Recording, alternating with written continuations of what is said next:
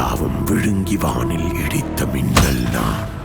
வறட்சி மண்ணில் புரட்சி பூக்க பிறந்த வந்தான் நான்.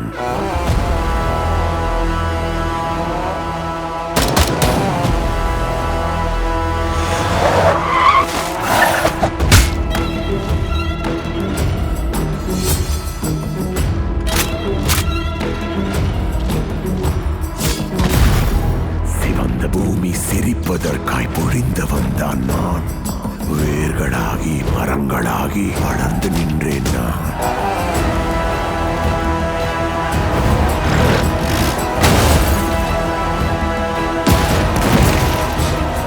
சதிக்கு அஞ்சி விதிக்கு அஞ்சி விழுவதில்லை நான்.